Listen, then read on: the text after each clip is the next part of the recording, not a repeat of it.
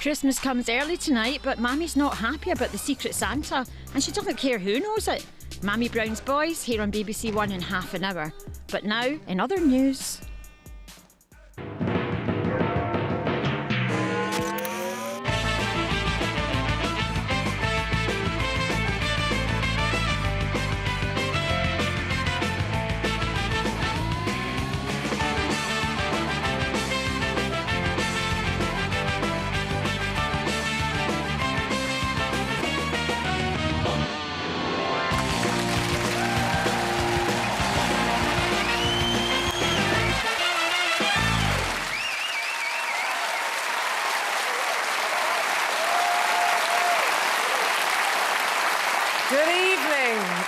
Welcome to Have I Got News for You? I'm Jennifer Saunders. In the news this week. In Minnesota, at a local confidence-building class, one member of the group's self-esteem goes back to rock bottom. 1, 2, 3. No, wait, no!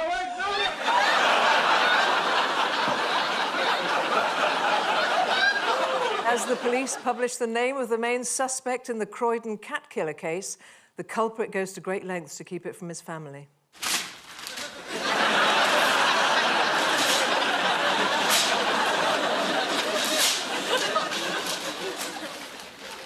At a warehouse in Wolverhampton, work on stockpiling medicine in case of a no-deal Brexit suffers a slight setback.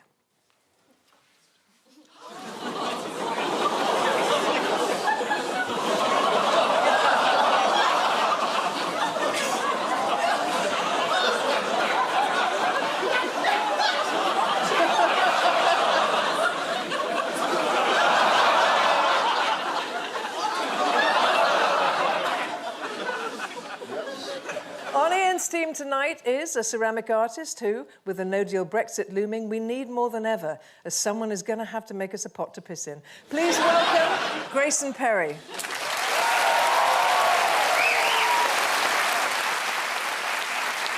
And with Paul tonight is a comedian who does an incredibly accurate impression of Donald Trump. If that's the case, can you just make sure you keep your hands where I can see them?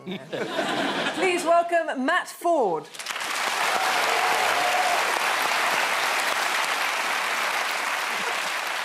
Before we move on to the unavoidable subject of Brexit, there was sad news this week about the death of Baroness Trumpington, the oldest person ever to appear on this show.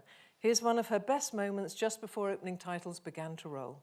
I would like to know why, at the age of 90, I've had to sign a piece of paper in order to be on this show to say I wasn't pregnant.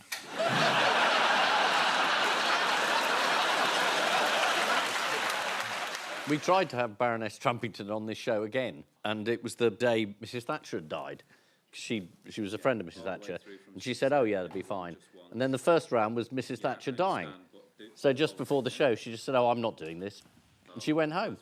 It's fantastic. She just didn't give a shit. Who was she replaced by? The BBC had insisted that there was a Tory on because Mrs Thatcher had died, and then no one was available for the show. So the only person who said they'd come and do it at 7 o'clock was Ken Livingstone. And we start with the biggest stories of the week. Ian and Grayson, take a look at this. Oh, that's the deal? Mm-hmm. Oh, all done. Who's that? A Jeremy Corbyn tattoo. And that's the Governor of the Bank of England? Or maybe that is. Surprise, surprise. Brexit isn't going to be so beneficial to the UK as we thought it might be. Are you reading that from somewhere? Well, I blame you for Brexit, this programme. Me? I blame this... You're the ones that bigged up Boris. You know, you probably launched him. You really should watch the programme. Yes, this is the exciting new addition to the Christmas schedules, a televised Brexit debate with two of the country's most popular stars. Mrs May has said, I mean, she didn't want a television debate last time. This time she wants one, and she wants to debate it with Corbyn. But given they both want to leave, it's not going to be much of a debate, really. How dare you? That's a very good idea. Yes, let's leave. Yes, let's. But also, I think there's a problem with the schedule, because Jeremy wants to be on ITV, is that right? Yeah, that's right, yeah. Theresa May wants it on the BBC, but Jeremy Corbyn doesn't. But he said he's fine with the state broadcaster as long as it's Russian.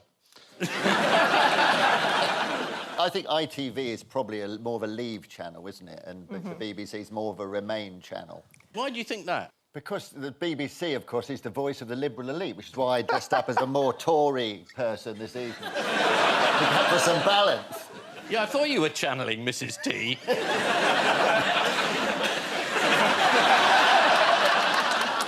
Well, it's more that Jeremy Corbyn really doesn't want to clash with I'm a Celebrity. And Is he on it? But Jeremy Corbyn told Philip Schofield on Thursday, I want to watch I'm a Celebrity myself. I don't think he's ever watched ITV, really. He's not the sort of person that'd watch ITV. Well, I don't think he's even got a television. No. I think he'd have to go out and buy a television to watch it. What might the debate show be up against if it's on ITV? Dynasties, David Attenborough, is it? There'll just be cats watching that, then. Well, apparently it could be up against Strictly Come Dancing, Country File, or even Doctor Who. Actually, Doctor Who will probably be delivering its lecture on colonialism and the collapse of the British Empire, so it's probably worth missing that. And why does Vince Cable want to be in it? The Lib Dems are for remaining in Europe. Yes, because So all the he others... might argue the other point of view. And let's not forget that Vince Cable had to apologise in the summer after he and Tim Farron missed a key Brexit vote in the Commons because he was apparently at a dinner. So there we are. Vince is in there fighting for Remain as long as he's not famished. But the dinner he was at was called How to Stop Brexit. It's like cancelling on a date. So I'm very sorry, love. I'm reading a book on how to get laid. Now, Boris has been cropping up all over the place this week. What's he been doing in Belfast? It's at the DUP conference. He's been egging on the DUP to reject the deal and suggesting a bridge. But what's the problem with a bridge between Northern Ireland and Scotland, apart from the obvious? Nobody wants it. It's quite a long way. It's quite a long way, and between Northern Ireland and Scotland, there's the Beaufort Dyke. It's a very deep trench under the sea that's full of thousands of tons of World War II munitions, and probably not very safe to dig up. I think that's... Although I'm sure Boris could be persuaded to go down and have a quick look.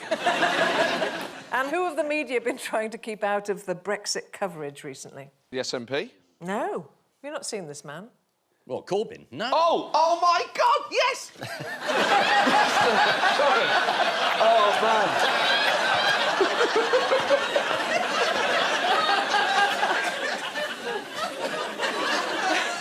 man. He's the Mr. Stop Brexit guy. Yes. And I think the BBC and Sky clubbed together and spent about £10,000 to erect a studio on College Green because this guy's always in the back with his placard saying, Stop Brexit. So they're all clubbed together, spend all this money, and all he did was spend £3 lengthening his pole. Let's have a quick look at his work here. There it is. Theresa May's been touring the country with her Road to Nowhere show. What's she been saying? On Brexit, people don't want to compromise. You either want to stay in or you want a hard Brexit. And in reality, they're the two camps. But she's trying to cook up a sort of half deal where she's saying, right, you want to go to the cinema and you want to go bowling. The zoo it is. And the Bank of England was asked to report on what the effect of a no deal would be. What did they say? We're moving to Canada. Essentially, the government asked the Bank of England what it thought would happen, and they said it'll be disastrous. Yes. And then everyone had a fit. Given that everyone is crapping themselves about these forecasts, what did the BBC's business editor, Simon Jack, say about them? Do you know, that's the one person I probably didn't listen to. Did you miss this? He said, I can't stress this enough. These are not predictions or forecasts. They are just possibilities. Well, anyone can do that. I mean, we could do it. Paul, do you want to tell me about some possibilities? Yes. Unless you buy your tickets early, you might miss me in pantomime.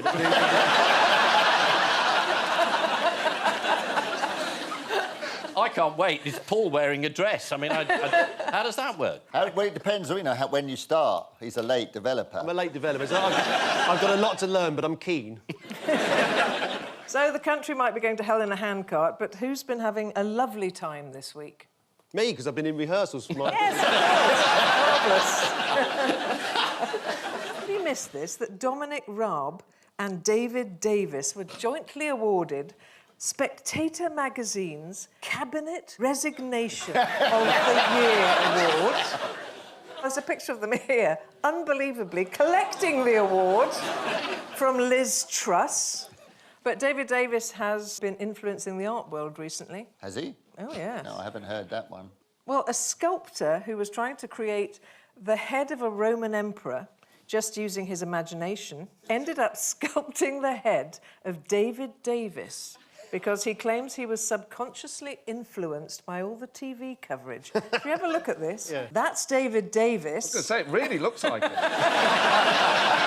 And here's the sculpture. It's Lionel Richie, isn't it?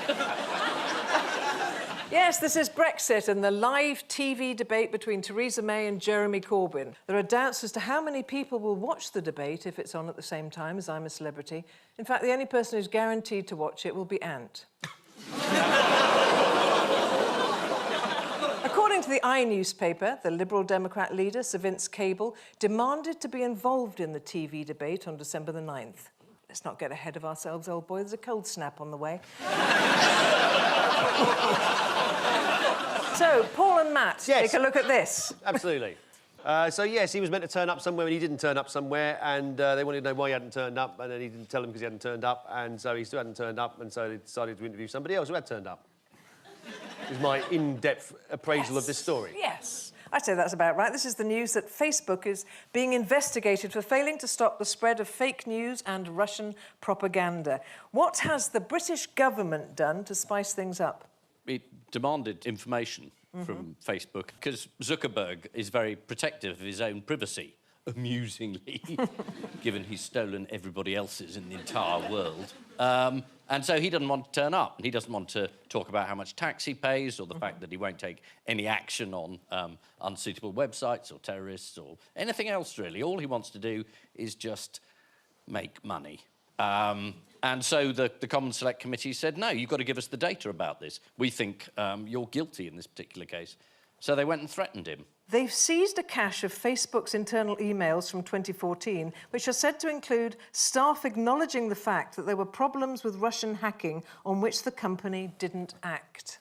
But the man who they sent instead of Zuckerberg couldn't answer any of the questions about Facebook and knew absolutely nothing about any of it. Well, he's a Lib Dem peer. Is he really? And his name's Lord Allen of Allen. That's his full title. And it was an international committee convened of various international parliaments. And a Belgian MP who sat on the committee was so incensed that Lord Allen had been sent instead that he said, oh, Mark Zuckerberg sent his cat. I mean, to be fair, Lord Allen did shit on the floor and try and bury it. What diplomatic success did the British government enjoy in the UAE this week? Oh, it's the new Foreign Secretary. He got someone out of jail. Yes. He's totally misunderstood the job. When Boris was doing it, what you do is you double the jail sentence. It's hopeless. Anyway, this is very good news. Matthew Hedges is out. Matt Hedges, yes. The British researcher who'd been sentenced to life in prison in the UAE for spying. What was odd about the videotape that the UAE government claimed was his confession to being a spy? Well, in the middle of it, he said he worked for MI6 as a captain. Yes. They don't have captains in MI6. Or do they? How do we know? I've given myself away. Who was admitted to wrongdoing in their dealings with Russia? Michael Cohen. Yes. Formerly President Trump's lawyer. He's great, the man he trusted, and now he doesn't know much about him. And as the American population, the latest opinion poll a couple of days ago showed that now 60% of him disapprove of the way he's running the country. And this was the problem with having someone who was a novice, was that he sold it as a strength, but actually it means that he's made crucial errors that a politician wouldn't have made. He granted 2 private audiences to Vladimir Putin, a former member of the KGB and FSB, although what the Federation of Small Businesses were doing getting involved anyway. But for the American president to sit one-on-one with the Russian president with no security detail is really unprecedented and remarkable. It shows naivety. I mean, apart from what information Vladimir will have definitely got out of him, it wouldn't surprise me if he hasn't secreted a bugging device on him and Trump hasn't noticed yet. Just imagine him sat there going, I hear beeping at night. Oh, good.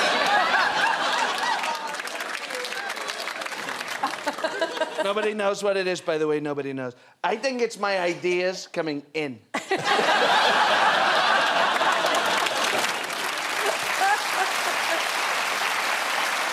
This is the news that Facebook is being investigated for failing to stop the spread of fake news and Russian propaganda. Reporting on Facebook's reluctance to remove provocative posts, the Daily Express said, the Daily Express has compiled a dossier of hate-filled material. Yes, it's called the Daily Express.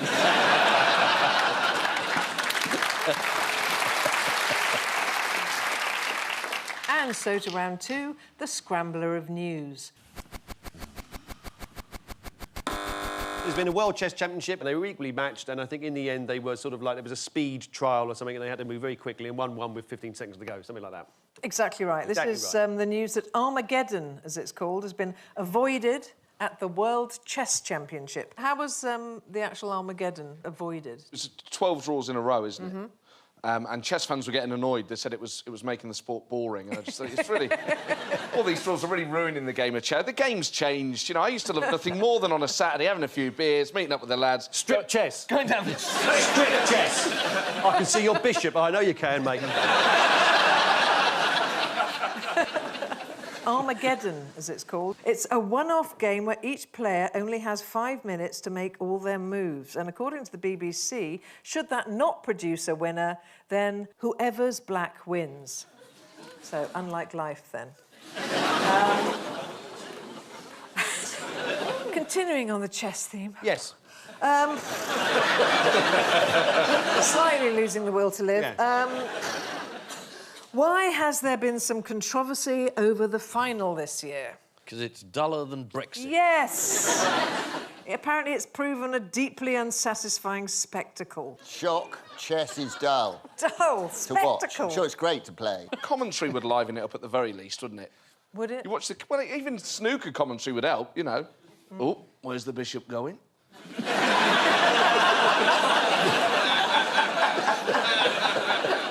They need to modernise it like cricket, don't they? Yeah. 2020 chess, you've got Yeah. 20 seconds, that's the whole game.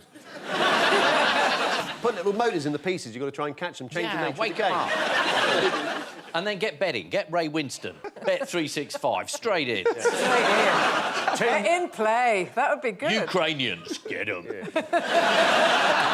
In other actual sporting news, how did this man get himself into the Guinness World Record books this week? Oh, was he the flipper? Oh, yes, let's have a look.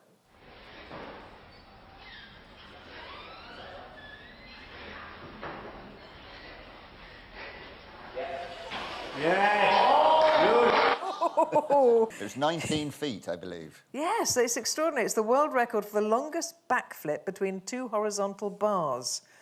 Apparently, Boris has suggested it as a way of travelling between Northern Ireland and Scotland. Could be possible. Yes, this is the World Chess Final. During their matches, the chess grandmasters are completely sealed in a soundproof box. I'm guessing that's because they don't like drafts.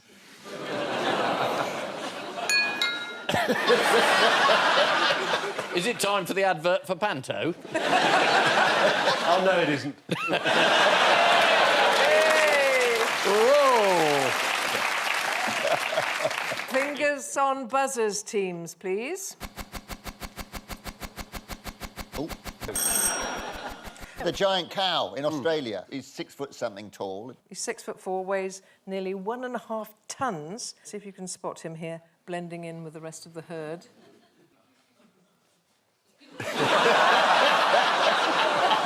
It's bonkers! Bonkers. Well, what do you call a giant cow? What's the farmer named this giant cow? Anything you like, won't understand you. Oh, he's called it Knickers. The farmer said he called him Knickers because he had bought another cow called Bra. Is there not much to do on the farm? The farmer said, we never thought he would turn into Big Knickers. Well, I can sympathise with that. No one expects to end up in Big Knickers. What's going to happen to Big Knickers? You get put on the radiator. Kept inside, definitely. You wouldn't want that hanging on the line, would you? Someone's nicked him off the washing line. the Daily Mail has actually revealed that Knickers is too big for the local abattoir. Despite containing enough meat to make 3,000 burgers... Is that hunger, or...? He just hangs around. He's part of the furniture. Yes, and he will be soon when that leather sofa needs reupholstering. This is the news about a giant cow in Australia called Knickers. Yes, it's the biggest cow of the week, although not according to Kate Middleton. Oh, you made the noise as if like you were on a quiz show and a caravan has just been revealed as the top prize. It's time now for the odd one out round. It's just one between you this week. Nice Baps Cafe, a dog called Fire, Les Dennis, and the village of Wool. Yes. Well, the village of all Wool about. I know about because the animal rights charity PETA, are they called? They said that the village of Wool was a rather unfortunate name because they think that sheep are disadvantaged by having wool shaved off them, sheared off them, I suppose. A dog called Fire would be problematical if you were shouting fire, fire, wanting your dog to come back. You can see how that could be different. Nice Baps, well, I think we don't need to go further than that. Go on. Les Dennis. Now, I would imagine they've all been asked to change their names apart from Les Dennis. I don't know what Les Dennis's real name is if it's not Les Dennis, but Les Dennis sounds like a sort of first name and a second name put together. So I'd say he was the odd one out. Yeah. No. No. Magdalen College Hislop. Les Dennis is... Oh, as if you know anything about Les Dennis. Absolute farce. Popular entertainer, my lord. Yeah. The only thing I know about him Yeah. is that he was originally called Heseltine. This is a real cafe. Has that changed its name? To Firm Buns. No.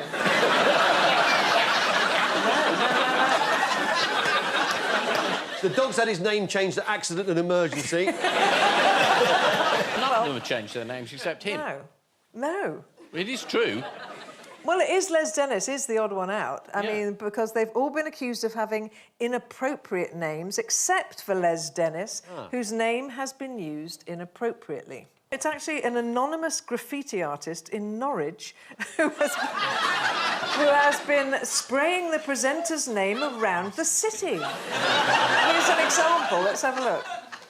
There we go. And do you know what Les Dennis has had to say about this? Oh, I don't really know.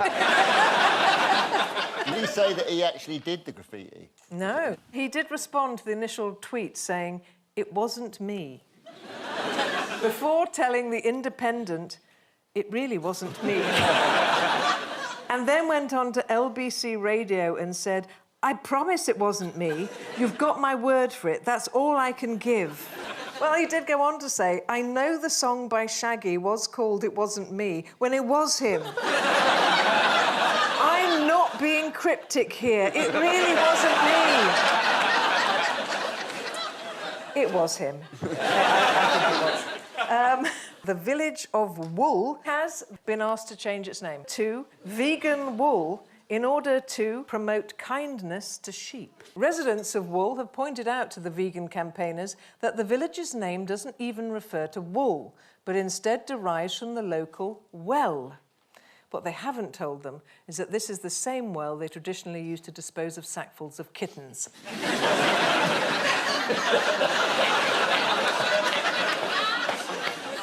But then vegans never do their campaigning by halves. They always go hell for imitation leather. What's the problem with a dog being called Fire? Well, if the dog's out and about and you can't see him, you're going, fire, fire. I mean, that immediately would be problematical, wouldn't it? Or if you're running a firing squad. Yes. In fact, this week, the military's chief veterinary officer, Colonel Neil Smith, revealed that Fire is an army dog who worked out in front of infantry protection patrols. So you can imagine the problems when calling out, "Fire!" I was trying to be silly, but, I mean, compared to the army... And what's the issue with Nice Baps Cafe in Cornwall, apart from the obvious? It upset locals. No, apparently it was reported this week that local councillors wanted to close it down because of its saucy name, which they claim has no place in society. Do you know who's been to Nice Baps? David Cameron. Apparently he visits the cafe while on holiday in Cornwall. Here he is. Ooh, nice bats. How interesting, he leaves no footprints in the sand. Yes, they've all been accused of having inappropriate names except for Les Dennis, whose name has been used inappropriately. A spate of graffiti reading simply Les Dennis has appeared across Norwich. Local police say that the man responsible is Les Dennis. Les Dennis says... This week it was revealed that Fire, the military dog, has caused confusion with his name. Army dogs are useful in bomb detection, but less helpful in other military situations, such as when you're throwing a grenade.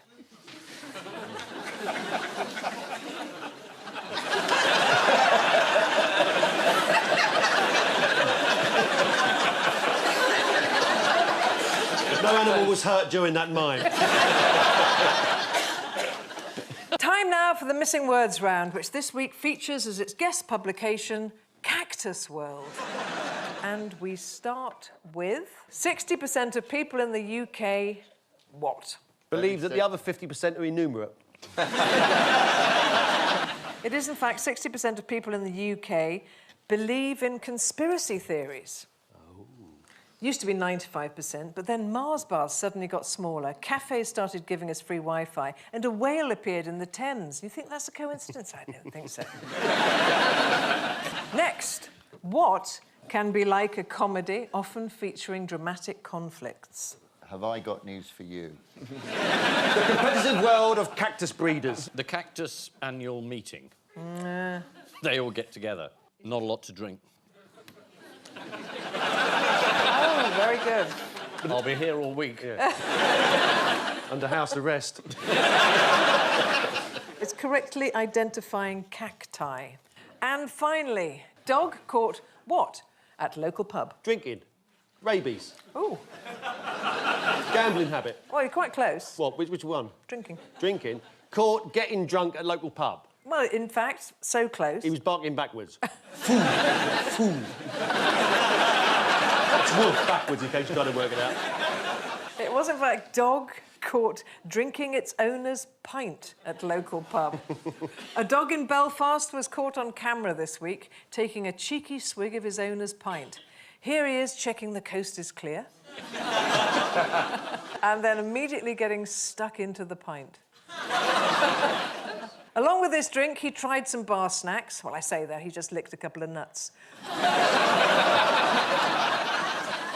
So the final scores are Ian and Grayson 6, Paul and Matt 7. Ooh.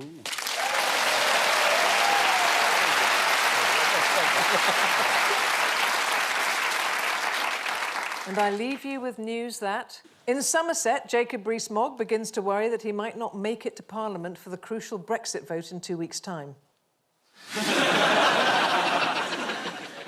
Despite decades of tabloid intrusion, Prince Harry and Meghan are all smiles for the visit of Rupert Murdoch.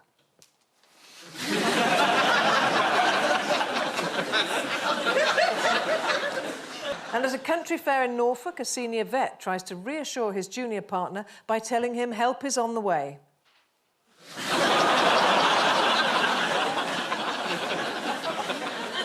Good night.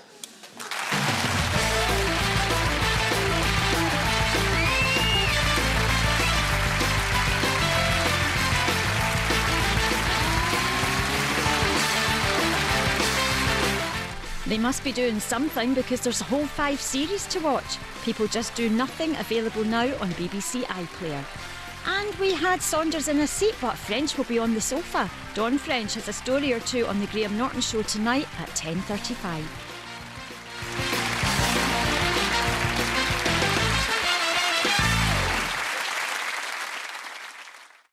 Believe me, something